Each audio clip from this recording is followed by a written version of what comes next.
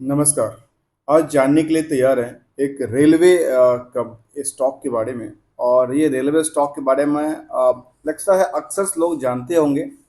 और बेसिकली आपको बताऊं पहले ही इसकी थोड़ी सी इन्फॉर्मेशन। तो कंपनी इंडियन रेलवे की अर्थात गवर्नमेंट की एक सब्सिडी गवर्नमेंट की कंपनी है। और ये करती क्या है, इसको जैसे आप टिकट बुकिंग के लिए जाते थे तो पहले किसी टाइम में किसी जमाने में की बात कर रहा हूँ, तब इंडियन गवर्नमेंट ही रेलवे टिकट इशू करती थी। लेकिन बाद में एक कंपनी सेपरेट बनाई गई जो कि टेक्नोलॉजी के क्षेत्र में जो कि टिकटिंग बुकिंग का काम देखती थी स्टार्टिंग में।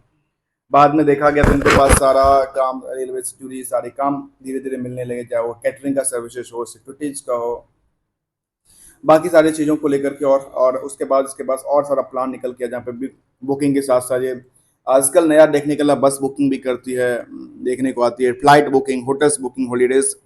और ये टूरिज्म टूरिस्ट ये सब सारे टूर पैकेज भी बेचती है कंपनियाँ, चाहे वो डोमेस्टिक हो, इंटरनेशनल हो, स्टे के मामले में रिटायरिंग रूम हो, लॉज की बात कर रहा हूँ। तो ये सब के सब इन्हीं के साथ कोलैबोरेट करके कामकाज करती नजर आती है। कंपनी के नाम IRCTC और गवर्नमेंट की कंपनियां होने के बावजूद इसकी क्या है, इसका पोटेंशियल काफ़ी अच्छा है। इसकी चार्ट में देखने को मिलती है जो लगातार एक चलती बुलती स्टॉक में कई बार आपने देखा होगा, कभी नोटिस किया होगा यार, जब मैं लेता हूँ कभी स्टॉक गिर क्यों जाती है। ये अक्सर क्वेश्चन आते रहते ना, जिस दिन मैंने स्टॉक लिया उस दिन उसके बाद तो गिरना चालू हो गया। तो ये बेसिकली स्टॉक में ऐसा कुछ नहीं होता। स्टॉक में तो गिरना और चलना तो चलता ही रहता है। क्योंकि क्योंकि मार्केट में जब तक गिरेगी नहीं, आपके बैंक में पैसे कहाँ से आएंगे, आप एंजॉय कैसे करेंगे। इसीलिए यहाँ मार्केट गिरी थी और चढ़ती नजर आती है, क्योंकि आप मार्केट में सेटअप बनती नजर आती है, क्योंकि मार्केट में डेली करोड़ों इन्वेस्टर्स आते हैं अपनी किस्मत आजमाने के लिए। क्योंकि यहाँ पर सोच समझा जाता है stock market is a lucky business. और यहाँ पे हमने एक डाला और हमारी पैसा एक के दो निकल गए।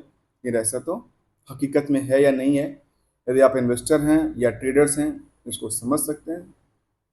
अब चलते हैं हम इसको थोड़ा सा हाईलाइट की तरफ ले जाने के प्रयास करूंगा, जहाँ पे हम फंडामेंटली हाईलाइट से लेकर के टेक्निकल ट्रेंड तक की थोड़ी सी बातें को रखने का प्रयास करूंगा।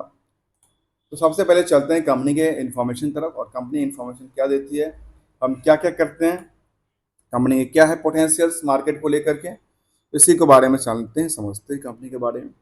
कंपनी के लिए मैंने पहले कहा कि 1999 में कंपनी बनी, बहुत बाद में कंपनी बनी थी। उसके बाद इसका कामकाज मिला था। और इसको मिनी रत्ना का अवार्ड वो कैटेगरी में रखा गया है सेंट्रल पब्लिक का, क्योंकि ये सेंट्रल गवर्नमेंट की कंपनी है, PSU है।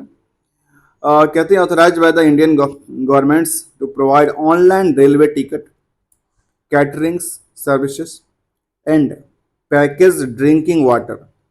और ये इसका आप जब ट्रेन में सफ़र करेंगे तो एक तो रेलवे की नीर रेल नीर भी आती है, बस इसी कंपनी का IRCTC का rail station and the train.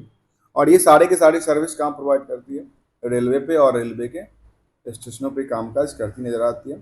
पहले हमने कल एक स्टडी किया था जिसका नाम था रेल टेल। तो रेल टेल वहाँ पे क्या करती है, वहाँ पे क्या देती है, वाईफाई की सर्विस और ब्रॉडबैंड की सर्विस प्रोवाइड करती है। और रेलवे को कनेक्टिविटी प्रोवाइड करने में कामकाज करती है, इस चीज़ में इंटरनेट से थ्रू। अब आते हैं यहाँ पे, जो कंपनी का नाम है IRCTC, जो कि टिकटिंग बुकिंग करती है। सोचिए टिकटिंग बुकिंग के लिए क्या चाहिए, इंटरनेट चाहिए। इंटरनेट कौन दे रहा है, रेलटेल दे रहा है। ठीक है। अब आते हैं इसकी मार्केट की तरफ।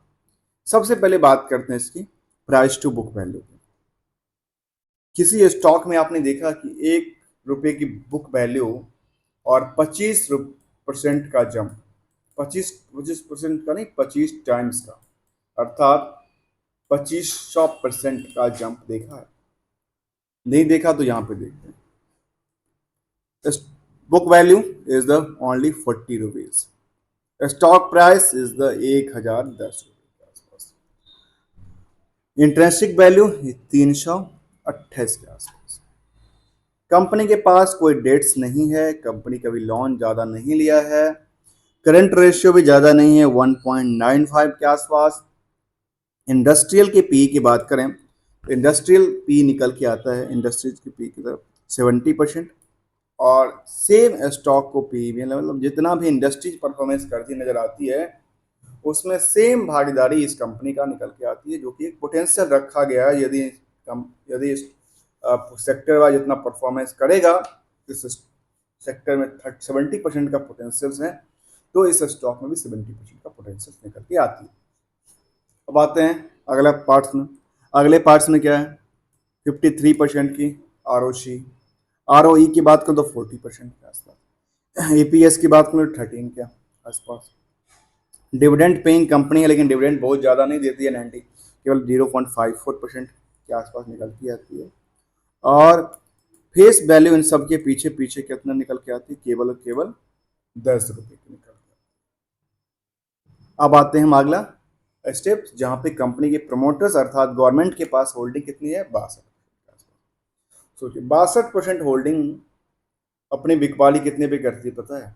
इसकी फेस वैल्यू कितनी है? सरकार की फेस वैल्यू 2 रुपये, मार्केट बुक वैल्यू इतना, और मार्केट में खरीदार कितने पे खरीद रहे हैं, 1010। अर्थात क्या है, मार्केट में ओवर वेटेज, लेकिन तब भी ओवर वेटेज के बावजूद भी मार्केट के पोटेंशियल के कारोबार में भागीदारी रखता है। अब आते हैं थोड़ा सा पार्ट्स, मार्केट ओपन हो चुका होगा शायद, अभी चल ही रहा है, हम इस पर कोई चर्चा ना करें क्योंकि इसके करंट मार्केट प्राइस में हम ज़्यादा ध्यान नहीं देंगे। हम ध्यान देने वाले हैं किसके, चार्ट और उसकी ट्रेंडिंग के। तो इसका 52 वीक की हाई की तरफ एक नज़र डालें तो अभी तक में ये कंपनी की 1148, और लो के साइड देखा है तो 600, अर्थात सीधा सीधा देखना एक बॉटम लाइन से लेकर के ऊपरी सतह तक 2 टाइम्स का कारोबार कर चुका है, अर्थात कंपनी सीधे सीधा 200% का जंप कर चुका है, यदि परसेंटेज में समझे तो। मैं परसेंटेज हमेशा, कुछ कहते हैं लोग परसेंटेज क्यों समझते हैं आप, मैं कहता हूँ परसेंटेज इसलिए समझते हैं क्योंकि आप कोई भी सामान लेते हैं ना मार्केट से, या आपने कुछ सामान लेते हैं, आपने क्या किया, आपने अपने पैसे को एफडी किया, आपने लोन लिया, चाहे इंस्टा लोन हो, जम्बो लोन हो, कुछ भी लोन हो, आपने लोन लिया, होम लोन हो, पर्सनल लोन हो, व्हीकल लोन हो, आपको इंटरेस्ट जो है ना किस पे देना होता है, इंटरेस्ट परसेंटेज में ही देना होता है, इसलिए हम परसेंटेज में ही चर्चा करते हैं, क्योंकि एक पर्सनल फाइनेंस के हिसाब से आपको परसेंटेज पता चलेगी, जो हमारे पास जो एक्सपेंसेस की परसेंटेज है और इनकम की परसेंटेज है वो क्या निकल के आती है। अब आते हैं कंपनी की कुछ हिस्टोरिकल डेटा बेसिस में चलें, तो कंपनी की लगातार स्टॉक प्राइस में लगातार इंक्रीज करती नज़र आती कंपनियां। यहाँ पे इसकी प्राइस 600 के आसपास हुआ करता था, बार बार इसकी सपोर्टिंग लाइन चेंज होती नज़र आती है, क्योंकि इसका लगातार प्राइस की मोमेंटल में अच्छी खासी मोमेंट देखने को मिली है। और यहाँ पे देखिए एवरेज प्राइस के आसपास ही दोबारा आती है, कई बार आती है, एक बार नहीं कई बार आती है, और दोबारा चलने के लिए तैयार, जहाँ पे 52 की हाई को यहाँ पे तोड़ा था, उसी के आसपास दोबारा चलने के लिए तैयार होती नज़र आती है कंपनी। मान लीजिए 1200 के आसपास तो जाना है स्टॉक को, इस बजट तक तो जाना चाहिए, क्योंकि बजट में फिर से कुछ नया आएगा। अब इंटरिम बजट होगा, उसके बाद कुछ फाइनल बजट जो मार्च फरवरी में होगा, और एक पोटेंशियल निकल के आती है। 3 महीने के चार्ट को आकलन करके देखिए, जो एक थोड़ी सी गिरी थी, उस गिरी में चढ़ने के लिए आधार पे चलती नज़र आती है। और जिन लोगों ने, जिनके पास पोर्टफोलियो में इस लेवल पे आके ना स्टॉक फंसा ना, उनकी तो बल्ले बल्ले निकली है, अच्छी खासी बेनिफिशियली बनती नज़र आती है। लेटेस्ट अपडेट की तरफ ध्यान दें तो उसका लेटेस्ट अपडेट 4 तारीख को था, उसके बाद कुछ लेटेस्ट अपडेट नहीं आया। यहाँ पे एक डिविडेंड की पार्ट की बात कर रही थी, जो कि मई में पार्ट्स था। डिविडेंड का पार्ट हुआ, क्या हुआ, डिविडेंड के पार्ट के लिए ऐसा कुछ आया नहीं। तो डिविडेंड कब कितने देने वाली कंपनी थी उसके बारे में जरा बात करें, डिटर्मिनेशन के बारे में। तो कंपनी के डिविडेंड की तरफ एक नज़र डालते हैं, कंपनी डिविडेंड क्या देने वाली थी। तो यहाँ पे कहा है कंपनी ने, हमारा फेस वैल्यू है 2 रुपये का, और हम 4 रुपये फाइनल डिविडेंड देने वाले हैं, अर्थात कितना, 200%, 200% डिविडेंड देगी। ये क्या है, बेनिफिशियली है। अब आते हैं आगे, 4 रुपये का डिविडेंड की पार्ट देने वाली है कंपनी। पहले का डिविडेंड कितना था इनका, 2.5 रुपये के आसपास। इससे कोई बड़ा बेनिफिशियल नहीं, क्योंकि मार्केट में इसकी प्राइस 1000 के आसपास है, तो 1200 जाएगा, 1300 1500 तक जाएगा। इसके बाद कुछ और चीज़ों को देखा जाए तो निकल के आती है रिजल्ट की तरफ। ध्यान दो, तो रिजल्ट में कंपनी लगातार ग्रोथ करती नज़र आती है, चाहे वो सेल्स के मामले में हो, प्रॉफिट के मामले में थोड़ा सा गिरावट आई है। ऑपरेटिंग प्रॉफिट मार्जिन में क्या हुआ, गिरावट आई है, और प्रॉफिट मार्जिन में गिरावट आई है। अर्थात केवल और केवल सेल्स इंक्रीज करती नजर आती है। इस स्टैंडअलोन के डेटा बेसिस में बाकी चीज़ों में गिरावट नजर आई है, थोड़ी सी गिरावट है, लेकिन ये गिरावट सस्टेनेबल करती है क्योंकि मार्केट में इसको पोटेंशियल ज़्यादा है, सस्टेन करती नजर आती है। इसीलिए चार्ट में इस तरह की चीज़ों को कई बार आप देख सकते हैं, जिस तरह रिजल्ट कई बार कम हो जाता है परसेंटेज, इस हिसाब से कई बार परफॉर्मेंस चार्ट में कई बार बिक्री का प्रेशर घट जाती है। ये था छोटा सा पैनिक। अब इसी तरह से लगता है मुझे, थोड़ा सा कब का डेटा था, ये था 4 जून को जब गिरावट थी। आपको पता नहीं 4 जून को गिरावट क्यों हुई थी, याद होगा बिल्कुल डेट, क्योंकि इसमें इलेक्शन की रिजल्ट आई थी 4 जून को, जिसकी वजह से मार्केट में एक बड़ी सी पुल डाउनफॉल आई थी, और पता था मार्केट को दोबारा जंप करेगी, इसीलिए मार्केट अपनी जंप करती नजर आई, जिसको इसका प्राइस के आसपास ही कामकाज करती नजर आई थी। अब आगे आते हैं इसके बात को लेकर के, फिर चलते हैं, समझने का प्रयास करेंगे। और इसमें हम देखें क्वार्टरली डेटा के बेसिस में तो कंपनी का परफॉर्मेंस क्या है। क्वार्टरली डेटा बेसिस में 3 साल के डेटा बेसिस में अभी तक के ये देखा जा सकता है, जो सबसे टॉप पे कारोबार करती नजर आती है क्या, इसका रिटर्न रिवेन्यू। रिवेन्यू लगातार इंक्रीज करती नजर आती है। अब आते हैं percentage of the margin. Percentage of margin में थोड़ा सा गिरावट आई थी क्योंकि एक्सपेंसिस पार्ट बढ़ गई होगी, जिसकी वजह से जो नेट प्रॉफिट की पार्टी वो 284 करोड़ के आसपास रही। 284 करोड़ के आसपास देखा है तो इससे पहले कंपनी ने अच्छा खासा प्रॉफिट बनाया रखा है, जहाँ पे 200-300 करोड़ तक का प्रॉफिट पिछले क्वार्टर में था, उससे पहले भी था। कुछ क्वार्टर में हो सकता है बिजनेस में कुछ ऐसा प्रॉफिट मार्जिन कम हो जाती है, यहाँ पे खर्चे वगैरह बढ़ जाती है, ये इसके बारे में था। अब ईयरली डेटा को तरफ एक नज़र डालें तो ईयरली डेटा क्या कहती है। ईयरली डेटा कहती है 4200 करोड़ के आसपास, अर्थात जो कि पिछले बार कितना था 3500 करोड़ के आसपास, वो 4200 करोड़ के आसपास हो जाती है, 42 करोड़ से ज़्यादा होती है। इसके बेसिस पे कितना परसेंटेज चेंज हो जाता है, जैसे देखा जाए तो 42 में 7 अर्थात 20%, सीधा सीधा मान लें इसको, 20% के आसपास इनका पे वायु वही हिसाब से इंक्रीज करती नजर आती है। चाहे किसी रेट को आप कंपेयर करके देखें, चाहे 1800 करोड़ से डबल के आसपास चली जाती है, 3600 करोड़ 3500 करोड़ के आसपास चली जाती है, 700 करोड़ से 1800 करोड़ चली जाती है। ये इसके लिए थोड़ा सा पार्ट रहा, और ये पार्ट के बारे में आपको पता है, जब कोविड के टाइम में रेलवे का चला नहीं, क्योंकि 21 वाला फाइनेंशियल ईयर में काफ़ी दिक्कतें रही थी, उसको कुछ कंपेयर कहीं नहीं किया सकता। इसके प्रॉफिट की चर्चा करें तो प्रॉफिट निकल के आते करीब 1111 करोड़ के आसपास।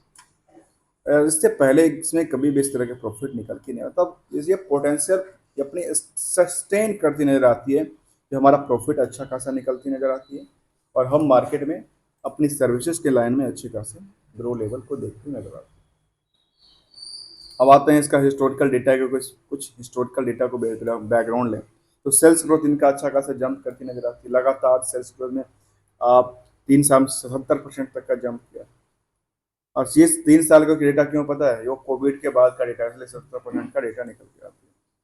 कंपेयर इसको कहाँ से किया गया, कोविड के पेंडेमिक। कंपाउंडेड प्रॉफिट की तरफ ग्रोथ का देखा तो इसमें भी अच्छा खासा देखने को मिलती है। प्राइस CAGR के हिसाब से देखा है तो उसमें उतनी सारी नहीं थी, क्योंकि ये यदि एवरेज प्राइस के आसपास देखें तो अच्छा खासा निकल के आती है। रिटर्न ऑन इक्विटी की तरफ ध्यान दें तो ये भी अच्छा खासा निकल के आती नजर आती है। इस कंपनी में कोई डेटर्स की पार्ट मुझे लगता है बहुत ज़्यादा नहीं होगा, तो डेटर्स इसका 117 दिन पैसा देता है ये डेटर्स के। और डेटर्स में इनके पास डेटर्स कितना का पड़ा हुआ है। अब डेटर्स में देखा जाए तो इनके पास डेटर्स पड़े हुए हैं करीब 1300 करोड़, 1400 करोड़ के आसपास। 1400 करोड़ का मतलब हो गया 14, और 4200 से देखें तो नियरली कितना परसेंट होता है, एक तिहाई, अर्थात मतलब 30% के आसपास का। तो इसका सीधा सीधा देखा जाए तो इनका डेटर्स पड़ा होता है। अब क्या कहते हैं कंपनी के चार्ट की तरफ एक नज़र डालेंगे, फिर हम इसको फाइनेंशियल को एक नज़र डालते हैं, उसके बाद हम इसको समझने का प्रयास करेंगे आखिर क्या है। फाइनेंशियल्स को एक नज़र डालने से पता चलता है कि कंपनी में रिवेन्यू लगातार बढ़ती नज़र आती है, इसमें कई गिरावट देखने के सिचुएशंस हैं। वो गिरावट कहाँ आई थी, गिरावट आई थी कोविड के पेंडेमिक की। कोविड के बाद ये रिकवरी के मूड में देखिए, रिकवरी जब होती तो डबल हिसाब से रिकवरी नज़र आती है। इसके बाद हम चलते हैं शेयर होल्डिंग तरफ, और शेयर होल्डिंग क्या कहती है कंपनी के बारे में उसको समझते हैं। शेयर होल्डिंग में पता है इसमें ज़्यादातर जो पोजीशंस हैं वो गवर्नमेंट की पोजीशंस हैं। और गवर्नमेंट की पोजीशन में क्या निकल के आती है, जो गवर्नमेंट की पोजीशंस हैं उसमें 62% की पोजीशंस गवर्नमेंट, और 38% की पोजीशंस पब्लिक। जो पब्लिक की पार्ट है ये निकल के आती है। पब्लिक में ये समझ में आएगा जो कौन से कितने इन्वेस्टर्स किसके पास हैं। उसमें देखा जाए तो जो एफ आई के पास पोजीशंस हैं उसमें 8% की पोजीशन लगातार बिल्डअप जाती है। यहाँ पे एफ आई लगातार देखिए 7 से 6 पे आया था, फिर बिकवाली करके फिर खरीदारी में और खरीदारी करती नजर आती थी। इसके बाद इसका देखा जाए कुछ और डीआई की तरफ ध्यान दिया जाए तो डीआई क्या निकल के, डीआई लगातार इसमें बिल्डअप करती नजर आती है फंड को। फंड इसमें डीआई के पास 4% के आसपास हुआ करता था, वो आजकल कितना 12% से ज़्यादा की पोजीशन बनाती नजर आती है।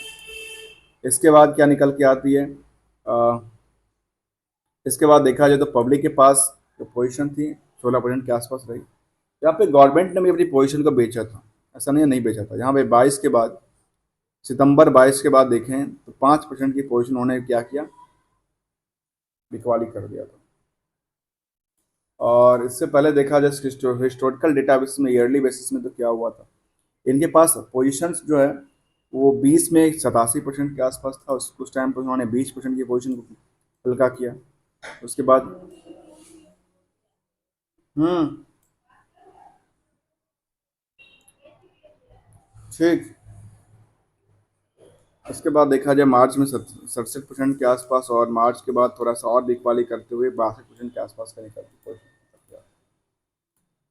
ये हमने इसको समझने का प्रयास किया। अब जाते हैं इसको डेटा बेसिस में, एज ऑन डेट परफॉर्मेंस क्या दर्शाती है। एज ऑन डेट में कंपनी की परफॉर्मेंस 3 सालों तक की डेटा यहाँ पे देखने को आती है। यहाँ पे एक परफॉर्मेंस लेवल अच्छी देखने को बनती जा नजर आती है। कुछ टाइम फ्रेम में अच्छा निकल के नहीं आता।